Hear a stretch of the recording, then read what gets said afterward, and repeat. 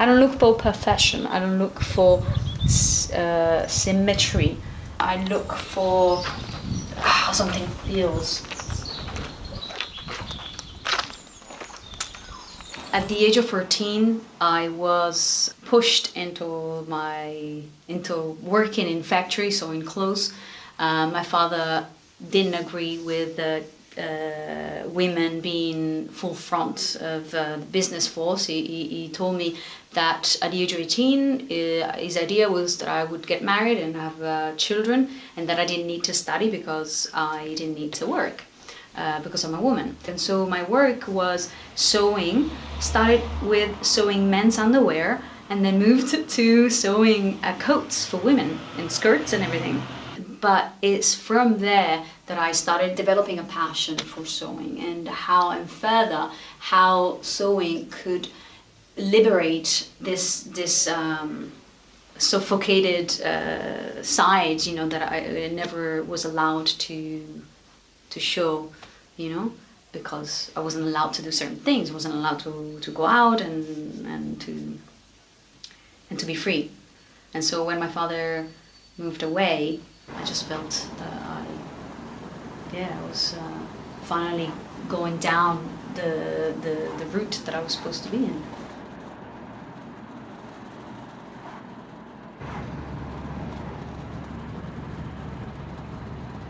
Some of my work has been fun, like silly things, but some in the industry has been provocative or talking about topics that I like, domestic violence, for instance, which is a topic that I grew up in, using the sewing machine as something that I was pushed into and forced into, and I had to be quiet and so.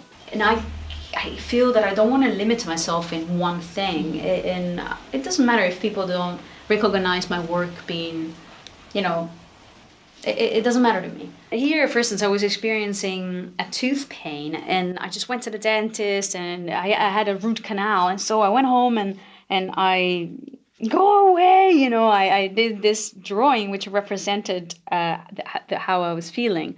So it says, "Go away, pig, fuck," whatever it says, and with the tooth here, and the blood, wow. Little ghost. I've always been fascinated by the world of sea. So everything was started with a fish. This is how I ended up thinking vegetable pescatarian, or this whatever.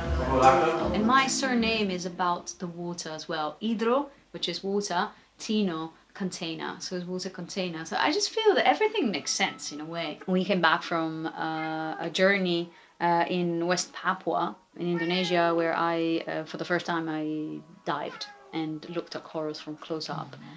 And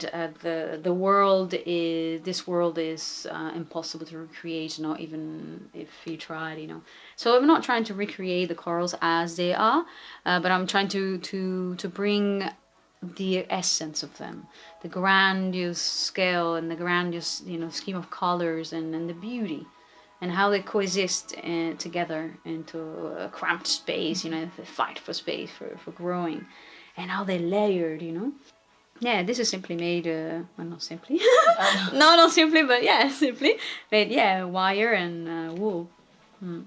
This is how I've been working. So you put a needle in here, you go to this side, you take it, you put it back, making sure that it's in the right place. I'm telling you, this is it's crazy.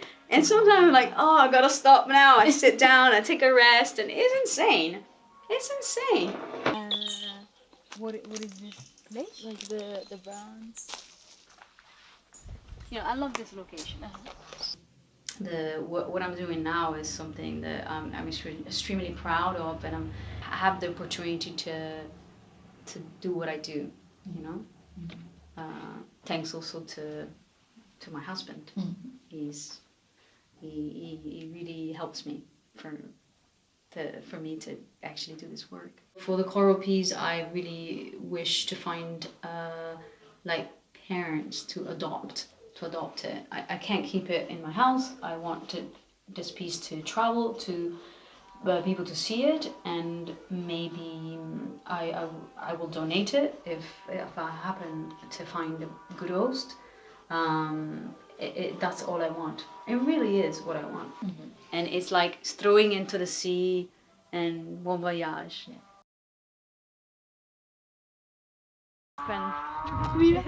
Yeah, this is what happens. So awesome.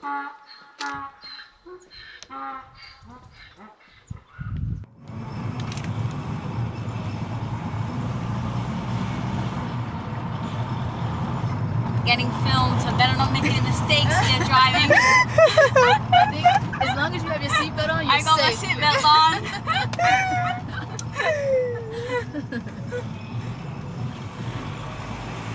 As long as I stop at my stop sign.